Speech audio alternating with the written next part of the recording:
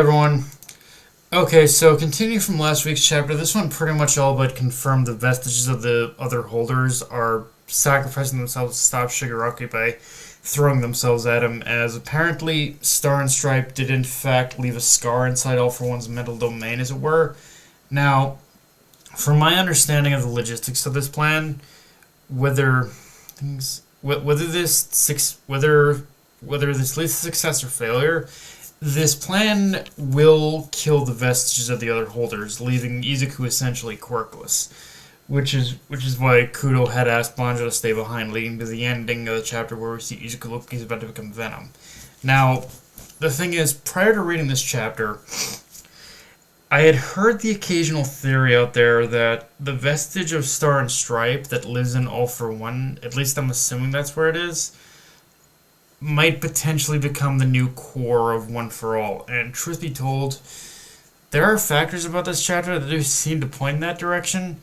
The only question I have is how Horikoshi's going to get there, because from my understanding of how All For One works, once a quirk is released from the quirk, it's gone forever. So my question for this particular theory is, how would the transfer work in that scenario if the other holders are planning to in order to basically destroy the quirk? Because the only way I can see this panning out is if you could somehow siphon Star and Stripe's vestige out of All For One, and even then, is it going to be a permanent thing or temporary? Which that in itself kind of gets to the other question I have about this chapter, which is whether or not Izuku awakening some hidden quirk is still even on the table anymore. Because if Horikoshi is kind of pointing us in the direction of New Order becoming Izuku's new quirk and the new core of One For All, as it were, then I feel that would kind of eliminate the need for a new quirk to manifest within Izuku, which, frankly, I wouldn't be against if this is the route. Frankly, honestly, the more I thought about it, I wouldn't be against if this is the route Horikoshi is going with it, because the thing is, for as broken as New World is, I think as a quirk, it's the kind New World is the kind of quirk that does fit Izuku more than One For All probably did, because the thing about Izuku that's always been pretty consistent is, and one of his greatest strengths, has always been his imagination and how he was able to utilize quirks within One For All and adapt them to his fighting style. Now, imagine what Izuku could do with New Order, which is pretty much the equivalent of a blank canvas and how it can twist reality.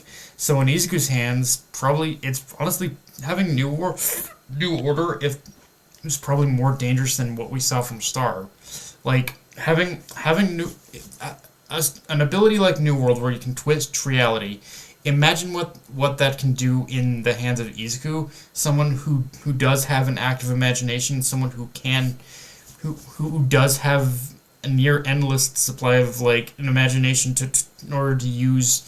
in how he uses his abilities, how he uses his quirks. So yeah, it's kind of imagined to think what he could do with the ability to twist reality and twist the very fabric of the laws of nature, as it were. So yeah, it's kind of scary the more I think about it. But keep in mind, this is me also kind of feeding into the assumption of that possibility until we actually see how things play out in the aftermath of the plan the vestiges have to tear through that scar in Shigaraki's mind. This is all pretty much conjecture on my part. And I'm choosing to still kind of stick with the awakened quirk theory for now, at least for now, until we get like a firm foundation of what's going to be happening here. Which in itself does get, I think, to one of the bigger issues I do have with this chapter, and I'm sure there are going to be some who might disagree with me, but this is kind of one of those chapters where it feels like Horikoshi might have stuffed a little too much exposition in the chapter, in the sense where it spent so much time explaining the process by which the vestiges are going to take down All For One that by the end, it felt like pacing-wise, the chapter only moved like a small fraction of where it should have been. And don't get me wrong, exposition is needed to set things up up there, but there are aspects to the way Horikoshi structured this chapter where it almost felt like he was over explaining things. I know he probably wasn't doing that because a lot of the exposition in this chapter was also like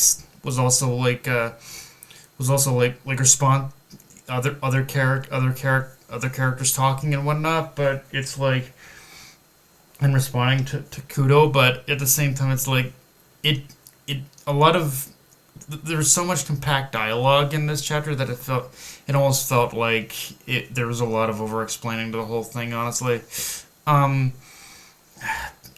and probably not helped again by the page count, which 15 pages it felt like he tried to squeeze in as much as he could.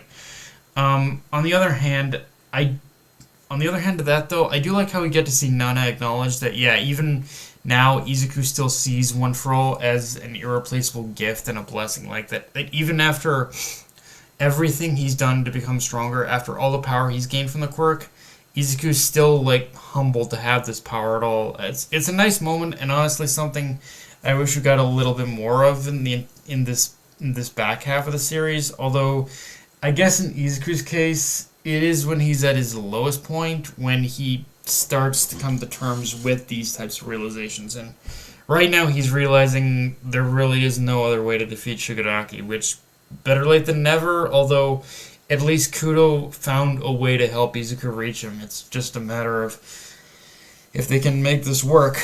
But yeah, guys, that's pretty much all I got for this review. If you enjoyed the video, like, comment, subscribe, follow me on Twitter, Analyst Crunchyroll, push the notification bell, hit the subscribe button, and just share the video around, guys.